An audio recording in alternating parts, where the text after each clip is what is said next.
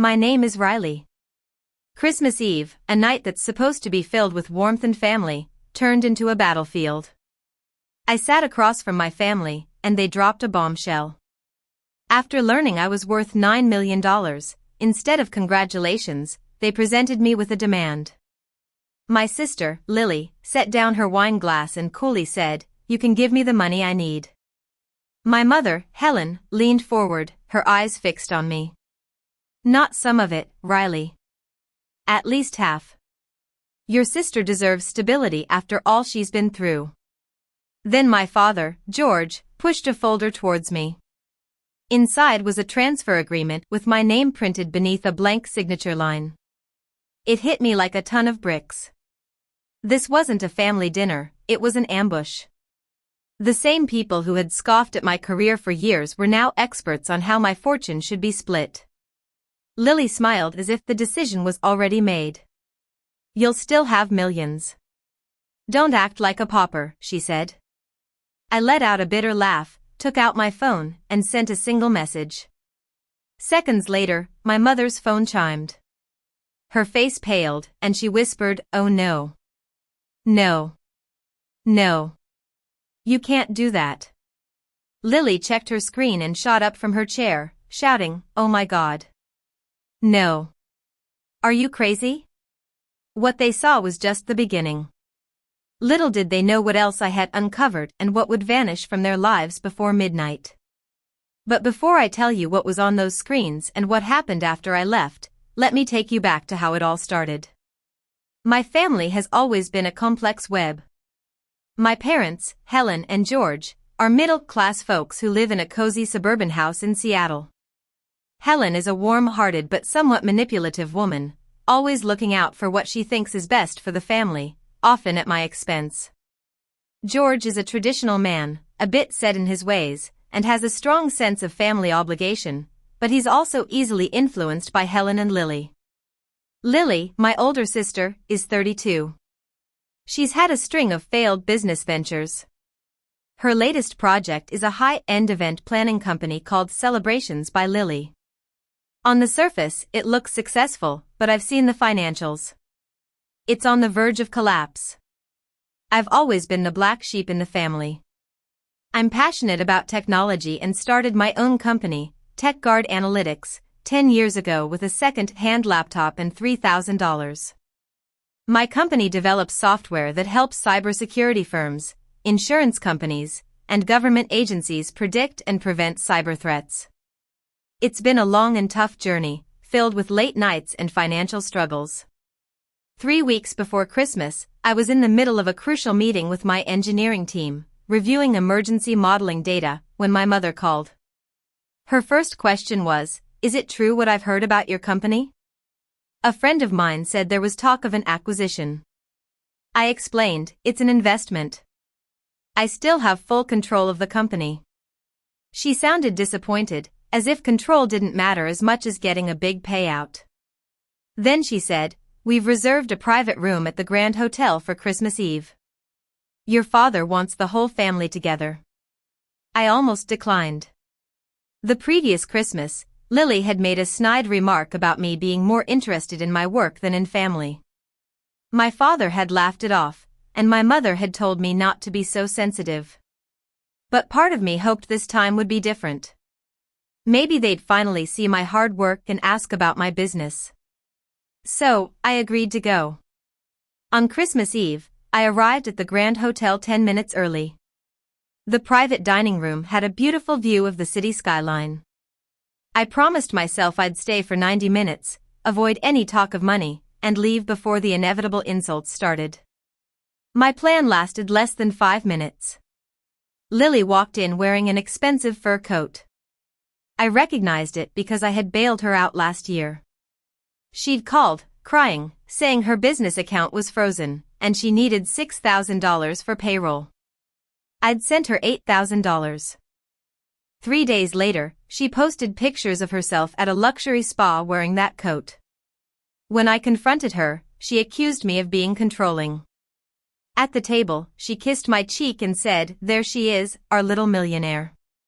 My mother's eyes lit up, and my father pretended to study the menu. I'm not discussing finances tonight, I said firmly. Lily sighed, nobody's asking for your tax return. We sat down, and my father ordered an expensive bottle of champagne without even looking at the price. When the server poured it, my mother raised her glass and said, to family, and to finally taking care of one another. Lily watched me over the rim of her glass. It was the first sign that something was up. The second was when my father placed his leather briefcase beside his chair. He only did that when he wanted to make something seem official. I could have walked out then, but I was curious to see how far they'd go. Dinner started with false warmth. My mother praised Lily for a potential contract with a big corporate client. My father called her a natural entrepreneur. They conveniently forgot that I'd introduced her to that client. When my mother asked about my company, I told her our software had recently helped prevent a major cyber attack on a large government agency. She said, that sounds stressful, and then quickly switched the conversation back to Lily. I felt that old familiar feeling of shrinking in their presence, but this time I was also on high alert. Lily kept checking her phone, and my father touched his briefcase every time my company was mentioned. My mother steered the conversation towards investments, taxes, and property. It was clear they were circling around my wealth. By the time the main course arrived, I knew they wanted money. I just didn't know how much they'd decided I should give. The demand came in the form of concern. My mother, cutting her steak into tiny pieces, said, Riley, are you protected? Financially, with all that's going on with your company, you need people around you to make responsible decisions. I told her I had an accountant, a financial advisor, and a corporate lawyer. My father smiled patiently and said, professionals don't understand family. They just hoard money instead of using it wisely. Lily then asked, are you really rich, or is it just a paper valuation? I should have kept my mouth shut, but I decided to tell them the truth. My company received a strategic investment. After taxes and paying off debts, my net worth is a little over $9 million. The table went silent. It wasn't a silence of surprise, it was a calculating silence. My mother looked at my father, and he looked at Lily. 9 million? Lily asked. I explained, it's a combination of cash, investments, and the equity I still hold in my company. My father leaned back and said, so you could access a few million without hurting the company. I replied, it depends on why I'd need to access it. Lily laughed and said, why do you need $9 million? You live in a small apartment, drive an old car, and don't have a family. There it was, the assumption that a single woman without a family didn't need financial security. My mother reached for my hand, but I pulled it away. Lily is under a lot of pressure. Her company has great opportunities, but she needs capital, she said. Lily nodded and said, celebrations by Lily could take on huge corporate events. If I scale up now, I'll be as successful as you. I knew she was exaggerating. The client had only expressed interest, not offered a contract. How much are you asking for? I said. My father brightened up and lifted the briefcase onto his lap. We've thought about what's fair. He pushed a folder across the table. The first page read, Family Wealth Equalization Agreement. Beneath the legal jargon was a proposed transfer of $4,500,000 from me to Lily. Half of my net worth. They presented it as if they were dividing an inheritance, not taking my hard-earned money. I looked at my father and said, you had a contract prepared? He replied, it's just a framework. A business acquaintance helped. I asked, is he a lawyer? He said, he has a lot of experience. I looked at Lily. You expected me to sign tonight? My mother calmly explained, we hoped you'd do the right thing without causing a scene. You have a successful company and a lot of money. Lily has debt and an unstable business. Your success has created an imbalance, and correcting it will keep the family together. She added, Lily has sacrificed a lot. She's always been there for us. You've been too busy with your work. I thought back to all the times I'd helped. When my father had a heart attack, I'd paid for his private nurse. When my mother needed a new hip replacement, I'd covered the out-of-pocket expenses. Lily had visited them once in a while and posted pictures on social media, getting all the praise. I asked, how much money have I already given this family? My mother stiffened and said, we don't keep score. I said, well, I do now. I started flipping through the pages of the agreement. It wasn't just about the money transfer. It also required me to provide business consulting, guarantee a credit line, and waive repayment. Another page appointed my parents as mediators if Lily needed more help. This isn't support. It's a way to control my finances, I said. Lily's face hardened. You'd still have $4,500,000. Most people never see that much money.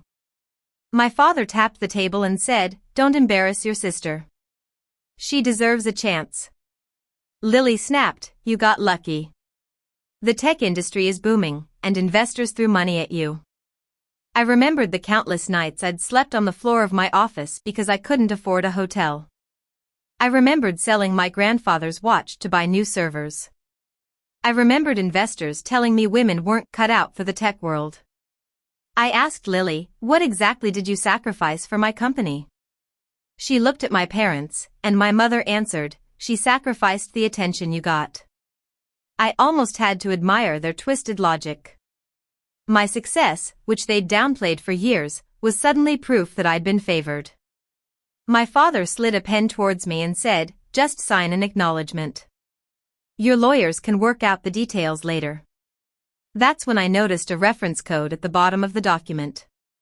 TechGuard Analytics used the same software platform. The code showed the file had been created over 2 months ago, before the investment news broke. I closed the folder and asked, who created this? My father said it didn't matter. Lily accused me of stalling because I enjoyed watching her struggle. My mother warned that money was changing me, even though they'd spent more time planning to take it than I'd spent earning it. I said, this document was created in October. None of you knew the investment amount then. How did you prepare it? Lily looked scared for a second, then got angry. We knew your company was doing well. I asked, how? I'm very private about my business. My father said, we understand your patterns. I asked which pattern revealed the exact structure of my equity sale, the approximate amount, and the fact that I retained voting control.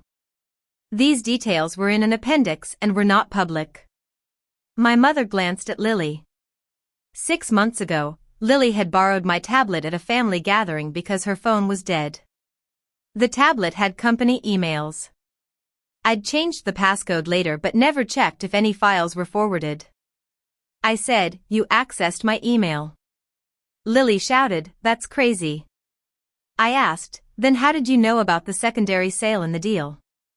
My father raised his voice and said, even if Lily saw something, she did it because you don't communicate with us. I accused them of stealing confidential documents. Lily claimed it was an accident. One accidental email gave you enough information to draft a $4 million agreement? I said. My mother tried to redirect the conversation to fairness. She said, Lily has always felt overshadowed by you. Every time you achieved something, she felt small. We've supported her to make up for it. I listed all the support I'd provided over the years. I'd paid for Lily's rent for 6 months after her divorce, her car loan, and my parents' property taxes. I'd given them $2,500 every month for their retirement security. I said, do you know how much that adds up to? My mother said, family isn't about money. I replied, it seems to be when you're asking for half of my wealth. Lily then admitted, I need capital. Mom and Dad promised you'd help. I signed a long-term lease for a new office space because they said you'd guarantee it after the investment. I was shocked. You signed a lease based on money I never promised? She said, we knew you wouldn't let the family down. I asked, what else is at stake? She said, the office, my car, mom and dad's house. The bank needs more collateral. My father's face went rigid. I asked, whose property is securing the loan? And whose signature? Their silence told me everything. I didn't panic. I took out my phone and messaged my attorney, Jake, a friend since college. Activate the documents we discussed. Now. My family thought this was the start of my revenge, but in reality, it had begun 10 days earlier. Jake had called to tell me that a business loan connected to celebrations by Lily had my electronic signature on the guarantee. Up to $900,000 of my personal assets were at risk. I'd never seen the document. At first, I thought it was a mistake. But when Jake sent the file, I saw that the signature was copied from a medical consent form. The email was similar to mine but had one letter changed. The phone number was from a prepaid device. Jake wanted me to call the police right away, but I asked for 48 hours to find out if Lily had acted alone. She hadn't. My father had emailed the lender, introducing himself as my financial representative. My mother had submitted old bank statements I'd given her when helping them refinance their house. Over the next week, Jake and I protected my accounts and traced every payment I'd made for the family. We discovered that the monthly retirement security money I sent my parents was mostly going towards Lily's business debts. My mother was using the rest to pay Lily's mortgage. For almost 3 years, I'd unknowingly funded Lily's lifestyle while she boasted about being self-made. The office space was also revealing. Lily had told me she'd leased it with her savings, but it turned out my parents had co-signed using their home equity, which I was paying off. I wanted to cut them off immediately, but Jake advised patience. If I acted before the dinner, they might destroy evidence or claim I'd abandoned them without reason. So, we set up a plan. I opened a new account to pay legitimate medical bills directly to providers, but my parents couldn't access the cash. I informed the lender that the guarantee was fraudulent. I revoked old authorizations, put alerts on my credit, and canceled the family trust I'd planned to set up, which would have held $1,200,000. Back at the dinner table, my phone vibrated. Jake had replied, confirmed. Revocation sent. Lender and authorities notified.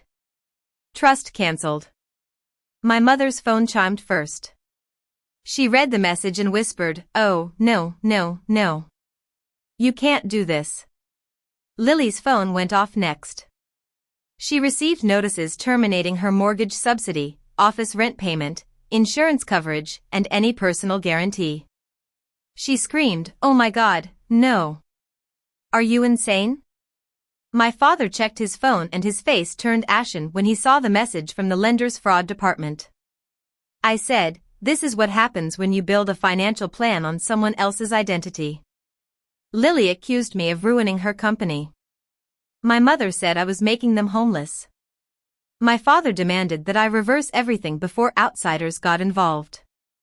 I said, outsiders are already involved. My lawyer, the lender's compliance team, and an investigator are looking into the forged signature. The word investigator silenced them. Lily asked, "You reported us?" I said, "I reported a document with my forged signature." She tried to excuse it, saying it was a placeholder. My father claimed it was never meant to be final.